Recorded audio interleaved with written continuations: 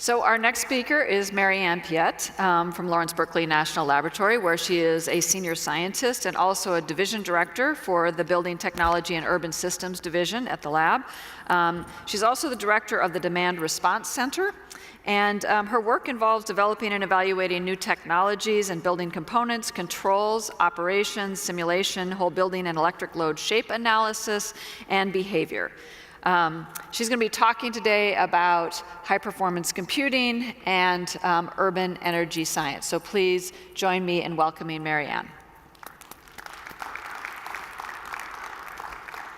Thanks, Kathy. We're going to get this hooked up to my computer here. And it's a great pleasure to be here today to share this work with you.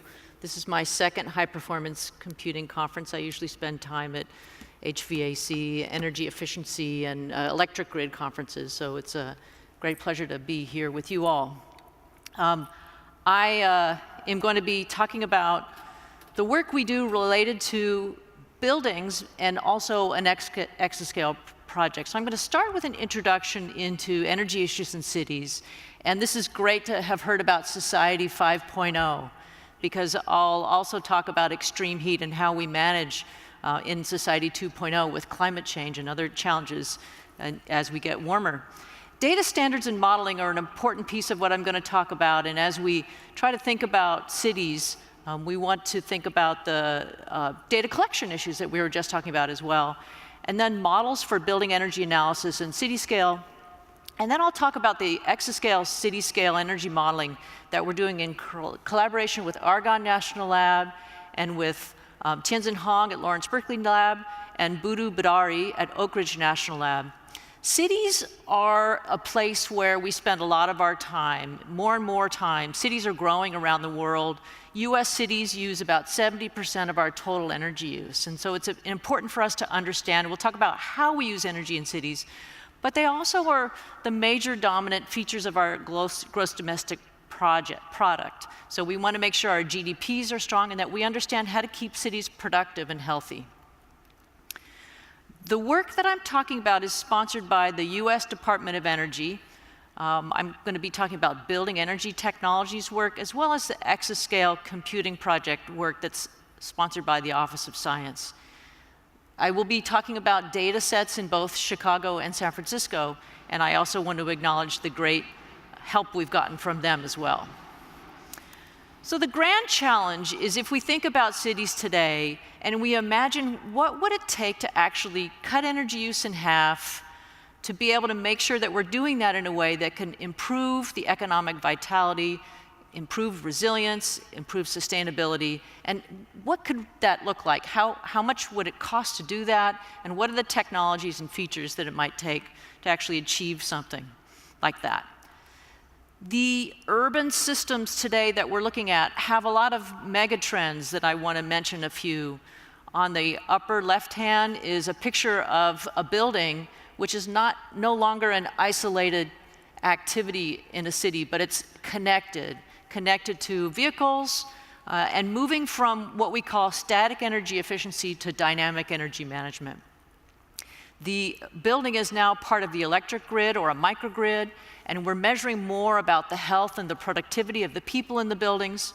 And on the right is what's called the duck curve. That's a very famous curve in California. As we have more electric renewables, we have a deeper belly of that duck, and it becomes very difficult to manage our electric grid when we have variations over the day, and we have a ramp in the late afternoon from when the solar and the sun moves around. This is a spring day picture, and the duck curve is causing us to rethink the way we use electricity, not only to improve energy efficiency, which we've done for years, but to look at flexible electric loads and how buildings can become part of the storage of electricity using the mass of the buildings, or ice and chill water, or electric battery storage, and think about an integrated grid.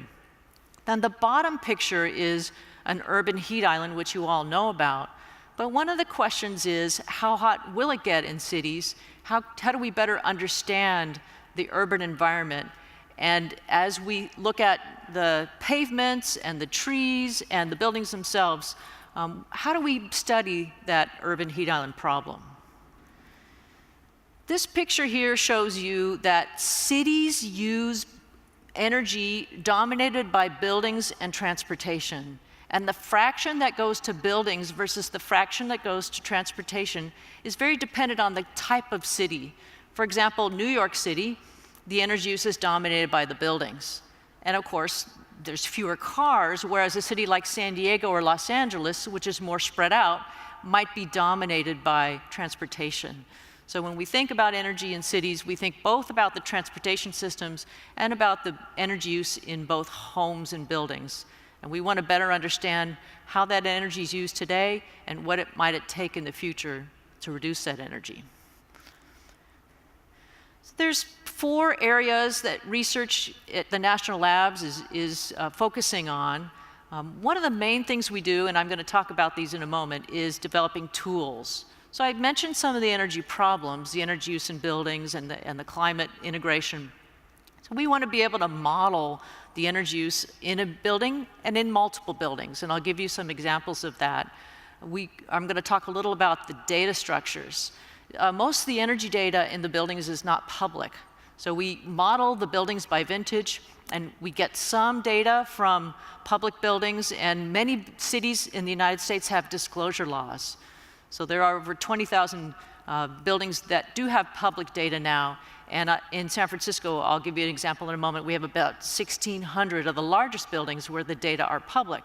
That's very helpful for us to understand the energy trends in the buildings today and how that will change over time. We also look at the renewables and how photovoltaics are modeled as part of the building. So when we look at the rooftops, we want to know, is a green roof better than a photovoltaic, better than a cool roof? And to understand the trade-offs of those technologies. And we use something called CityGML to do that modeling. And then I'll mention the Multiscale coupled urban systems Exascale project that we're doing. I'm going to spend a few minutes talking about EnergyPlus. This is a code supported by the US Department of Energy. It used to be something called DOE2, and we integrated something called BLAST and DOE2 into a code called EnergyPlus, which was originally written in Fortran and has recently been rewritten in C++. The code is the core of a lot of the energy efficiency research that we do. It's the basis of building codes around the country. So when you build a new building, residential or commercial, EnergyPlus models are done to see what are the cost-effective levels of insulation in walls that you may be required to put in, or the efficiency of heating and cooling equipment. And it's the basis of a lot of the analysis that we do at the building scale.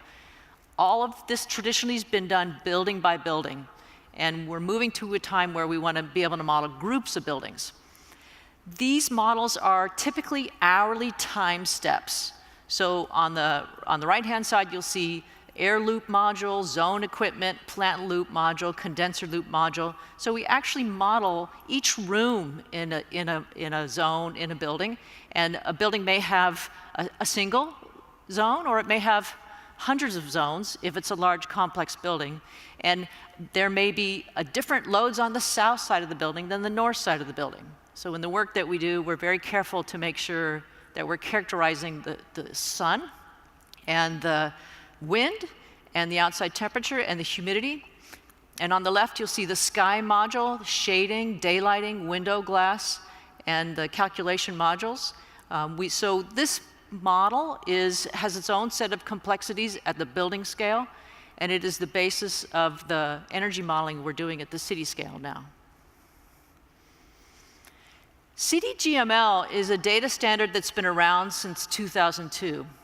And the city of Berlin is best known for a city that's available in a CityGML model. The CityGML describes the features of the above ground systems, the buildings, the bridges, the roads, the parks. And you can use CityGML at a higher or lower resolution depending on how much detail, the location of the windows and the size of the roof may be in a CityGML model. So we're trying to work with cities so that they have representations of the physical attributes of their city available in these models that can be ported into other kinds of models. So this is a data representation that we are using when we can, and encouraging cities to adopt this kind of a platform. CDGML is here in that orange box, and you'll see at the very top, well, let me start at the bottom. Well, the bottom is the applications. This is kind of reverse of how we normally think about it. But we are looking at the way the data systems in buildings integrate, the land use. Most of the data that we're getting to characterize the buildings in the city are from the city's assessor records. The cities know the parcels, and they know the buildings that are there. They know the vintage of the buildings. So it's a very laborious process often to go to a city and to try to get the data to characterize the building stock that exists in their various offices.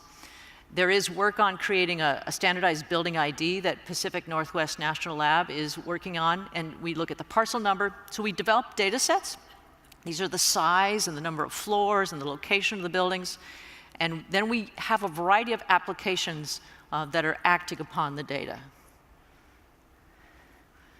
This is one of the models that have been developed at Lawrence Berkeley National Lab. And this is the first thing we're showing here is we have about 1,600 buildings in the city of San Francisco where the data are public. So we can actually see whether they have given their data into the disclosure law, and we can represent that with different colors. We use different colors to help benchmark the energy use per square foot. But we also have a model that has 100 different energy efficiency measures. So we're looking at, as we develop data sets to describe the entire stock of a city, what are the kinds of retrofit measures that might be available that would reduce the energy use in the city? What if we retrofitted all the windows? What if we put in new air conditioners? What if we put in economizers? So those EnergyPlus models that I mentioned earlier have a set of models that represent the interventions that you might do to a building stock and explore the cost effectiveness for broad scale retrofits. Sometimes you'll do that at the block scale. I'm going to now move into the multi-scale coupled urban systems topic. The vision of this project was that many cities have over 1 million buildings.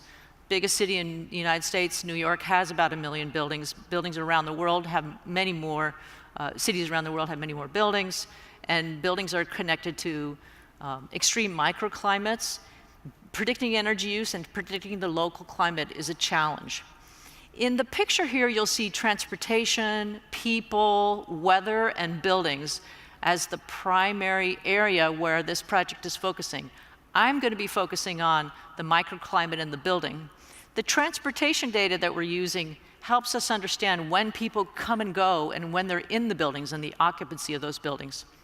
So if you think about all the data of measuring what's happening in a city and then understanding over time how it's changing, those are the things we're trying to tackle in this activity. We're also thinking about people and how people interact with urban systems and the kinds of decisions they may have about whether to drive or take a train or other kinds of transportation systems. Some of the challenges in the building sector in city scale are some of the things I've already mentioned. We have data issues, integrating data from diverse sources. We're very concerned about the spatial resolution and the quality and structure of the data. So I mentioned that CityGML format. That is what we'd like to have. We normally don't have that. So we have to build these models. And we build them, we put them into that format. And it's very rare to see that data available, but that is what we're suggesting in the future as a way for cities to archive their data in open standards. Modeling of integration of multiple domains and scales using open standards, and then simulation of the exascale problem when we think about the number of buildings, the number of people, the number of cars, this measurement of the weather parameters, which I'm going to describe, and the complex thermal interactions. So this is a picture again of that city energy ordinance I mentioned in San Francisco. We want to be able to take the data that I was describing a moment ago and make it actionable for people, so that data visualization is a piece of our activity as well. The way that we're currently tackling the work on the multi-scale coupled urban systems is by thinking about different spatial dimensions of the buildings. Right now, all the models we have are single sector. They're limited representations and geometries, and there's no ensemble coupling. But we want to move towards multi-sector models and have the capacity to perform robust evaluations and optimization. So we're looking at both a city block, a district scale, a small city and a large city, and the kinds of buildings that might be in them and how those are related. The Exascale challenge that we're working on is to develop a framework and a hub that allows us to asynchronously link some of the models that I'm going to start describing.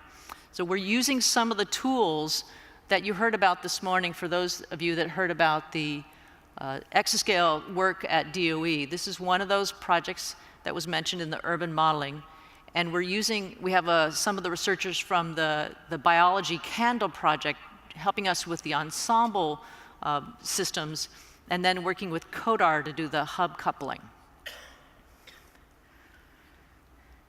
I'm not going to read through all the bullets on the right.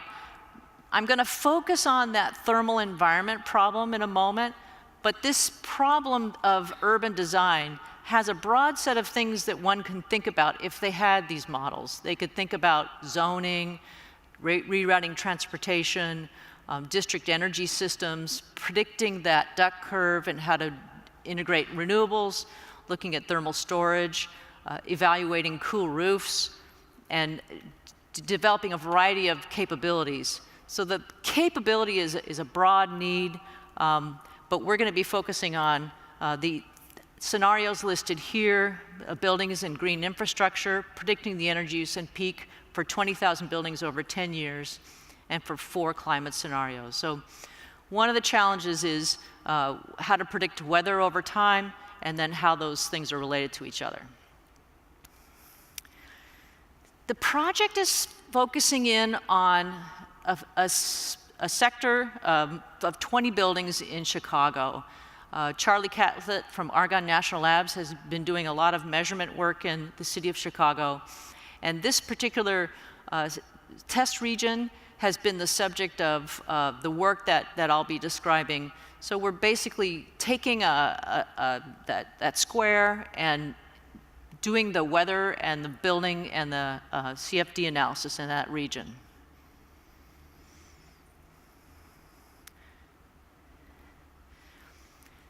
So there's 3 models that we're working on in this project. One is that EnergyPlus whole building energy simulation code that I mentioned. That code wants to know the velocity of the outside air that influences the infiltration and the temperature of the building itself.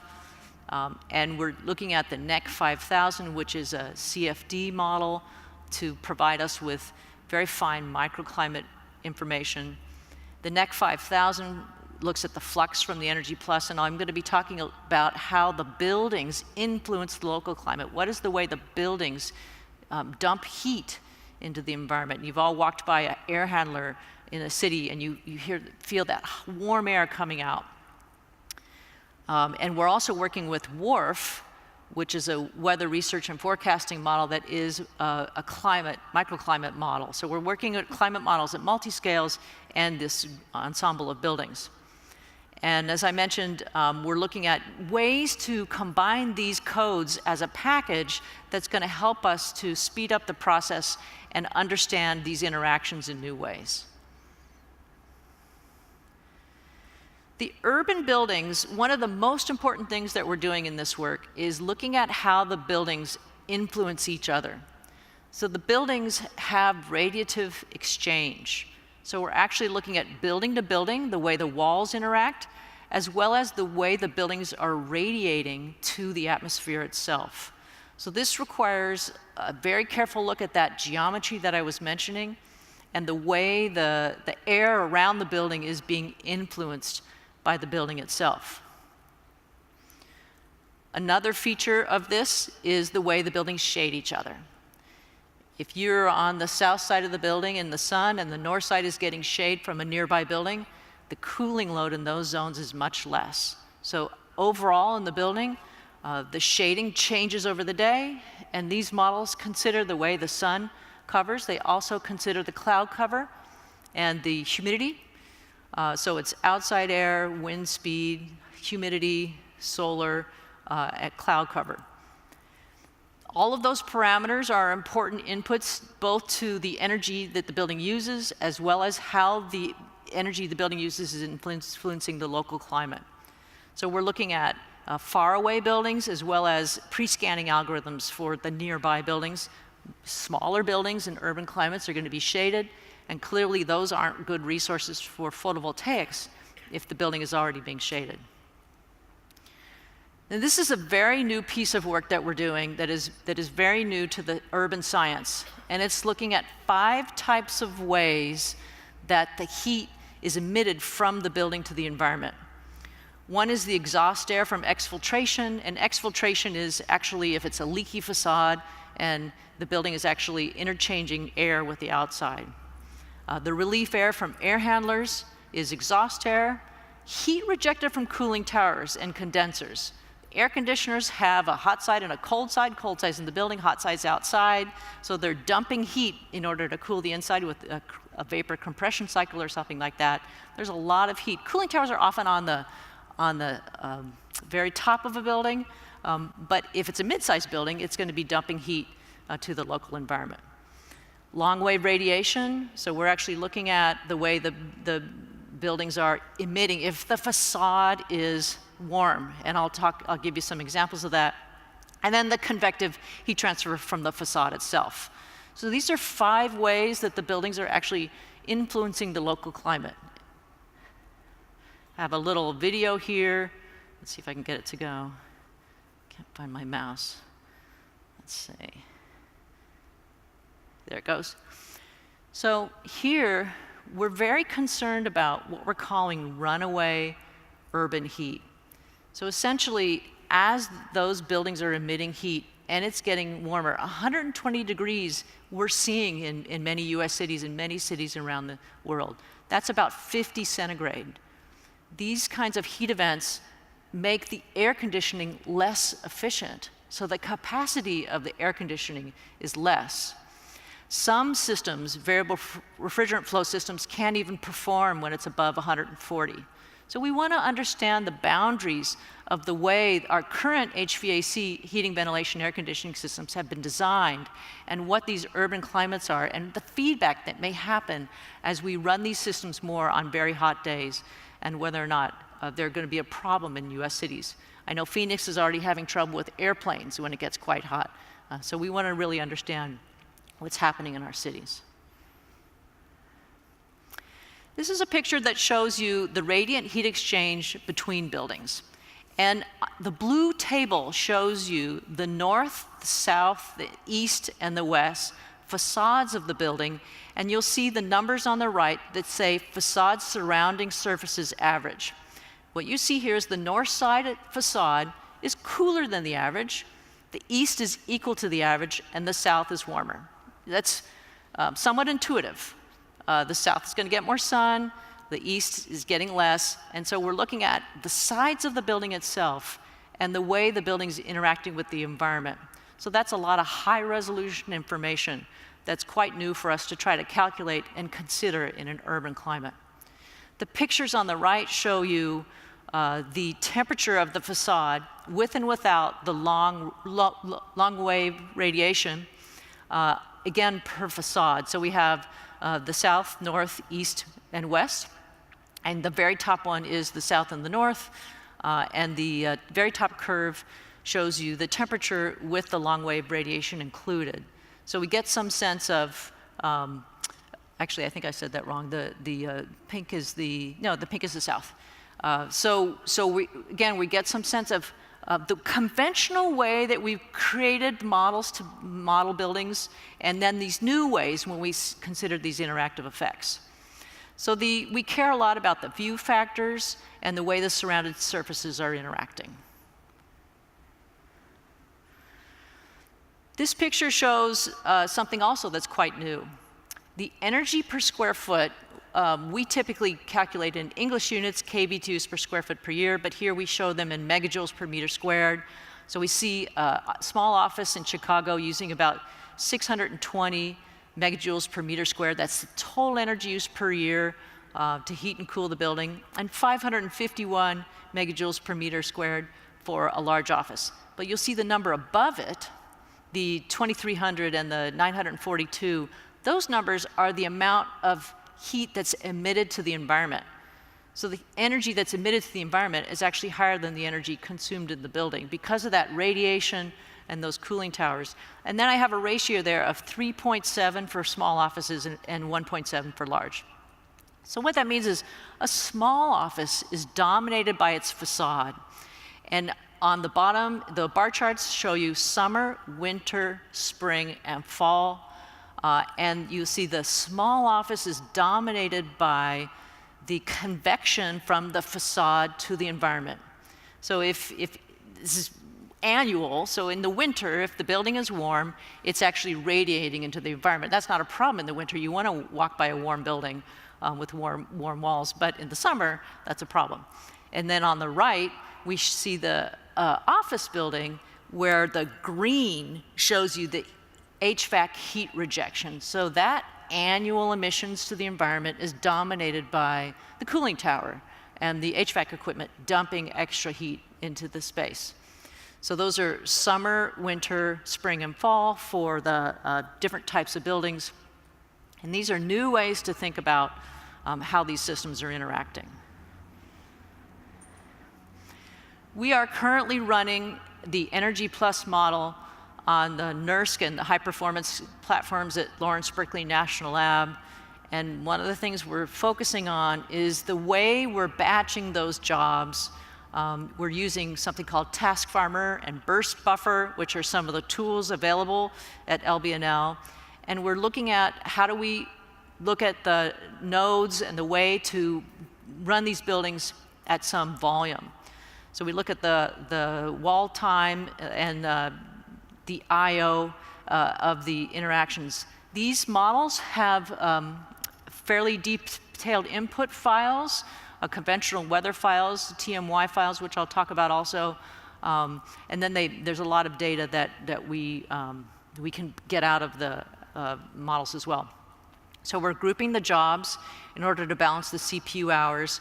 A large building with a lot of zones can take a lot more time than a small building, and it's really kind of putting those bundles together and also interacting with the WRF weather model, and I'll show you some examples of that in a little bit. So we're trying to make sure that we understand the best way to manage that job flow in a high-performance computing environment. When we take EnergyPlus and we start to couple it with the local weather simulation, on the table on the right, you'll see I have the local hourly humidity ratio, a local air node for the wind speed, the wind direction, the solar radiation, both the direct and the diffuse, and the dry bulb. So we have a variety of weather parameters, and we output those heat emissions that I was mentioning earlier, as well as the energy use of the building. So those are the inputs and the outputs, and the building models use the weather inputs from that WRF model, which is a climate model. And you can see the picture of that part of Chicago that I was talking about earlier, and then the WRF weather file that we're getting, that Argonne National Lab is doing that part of it.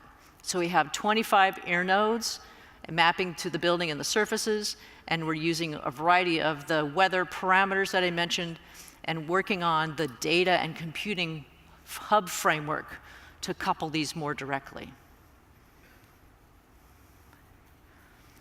This picture shows the comparison of EnergyPlus coupling with the local weather simulation. Typical meteorological weather data are historical data, and those are synthetic files that are compiled from historic weather data. So we've been comparing what we get from a TMY file, which most modelers, if you're designing a new building, they use these TMY files That's one of the challenges in building design, is to make sure our weather files are considering what it's going to be like in the future. So when you have a new building and you want to size the heating and cooling, you really need to be going out to find out about the new temperatures that you might see in the summertime. The picture on the left shows the energy use per square foot hour of the day, and it compares a WRF model and a TMY. And we wanted to make sure that the WRF and the TMY were somewhat similar. You can see that the building heat emissions are higher with the WRF model than the TMY, which you'd expect, because we think the WRF is going to be a better representation of that local climate. The TMY is probably out at the Chicago airport, and again, having more local weather data is really going to help us to improve the way we're modeling the entire system. So I want to spend a few minutes on this graphic. I'm near the end of the talk. This is what we call the extreme event model, and this is some of the ideas that we're thinking of in putting these models together.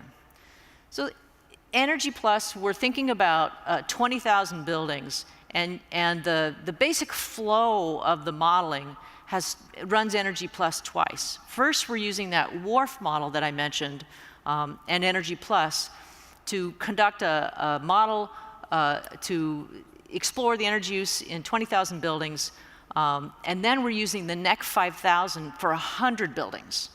So we get a set of initial conditions, we run the buildings, but then when we're really looking at the high resolution about 100 buildings, we're going to be running about 100 cores. So you see the WRF requires about 24 hours with 64,000 cores. EnergyPlus, we're doing 200,000 cores at about half an hour, and then we have about 1 million cores for the NEC 5000, which is the CFD weather model. And then with EnergyPlus, we're now using the results of the NEC 5000 right around the building, and we'll be running 100 buildings in that. So we're looking at the way these kinds of models interact and how we can think about this overall architecture of the system. The things we're thinking about are considering running a district, running a group of buildings more coupled in with on a node, on an Exascale machine with the WRF model. So running EnergyPlus as a subroutine within WRF. This is the picture I had on the previous slide, and that's one of the things that the team's considering, is how to take this somewhat linear flow and to embed the EnergyPlus modeling more directly into those WRF models. So as we think about this architecture and how we are putting together this question of how the buildings and the climate are interacting, that's the kinds of things we're exploring. So this is my final slide. As we think about cities and where we've been and where we're going, this kind of science is important for us to understand the energy performance of the cities, the comfort, the economic productivity. There are huge investments in our infrastructure in cities, and the models that we're exploring in the city urban scale modeling is just a start in terms of how we really characterize the opportunities. If we layer on the retrofits that I mentioned, that's a whole nother layer. Just getting the initial conditions right for those models is the first step. Then what are the mitigating technologies that might help us to actually intervene in the buildings? Some recent work at LBL shows us that cool walls actually matter more than cool roofs, because walls are not as well insulated. And on a hot day, if we can paint the walls cool, a dark building on a hot day can be a big problem. In the winter, you want that building to be dark. So maybe we need things that can change. And we're actually looking at advanced materials that can change properties, bi-directional materials that may change heat flow in walls, thermal storage in walls. But these are important parameters to have us understand the set of conditions that we're dealing with over the next decade and coming. So I'll stop right there.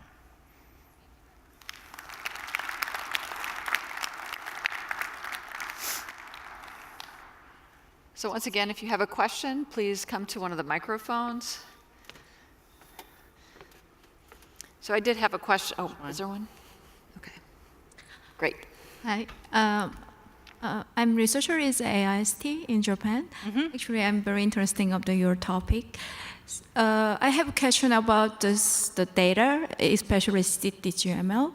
So it looks like still the level 2 data you guys is created. So do you have already created level 3 or level 4? Or if you don't created or created, do you have a plan to more specific the CTGML model for the energy simulations? Right. So right now, in a lot of the work that we're doing with the Chicago Exascale project, we're modeling the buildings at a higher resolution than level 2. But at the city scale, we don't have that resolution. So it's a very manual process of building the models for the individual buildings. So that's a good question. It's something we want to work towards so that our models, building information models are their own class of models, and we want to be able to spit out a CTGML model out of a class of building information models. Great. Well, I think my question was somewhat related, which is just how you see learned models that come directly from learning from data, Right. and whether you see that as important. It seems like these are mostly kind of first principles models Right. that you might be validating against data. I'm just wondering how you see the Right. sensor. I know you do a lot of work with sensors, so how you see that kind of moving forward. Yeah.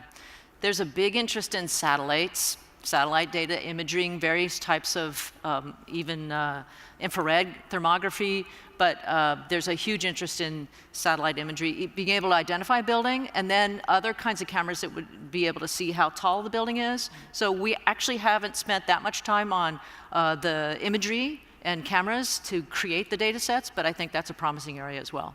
Great, thanks. All right, well, thank you very much again.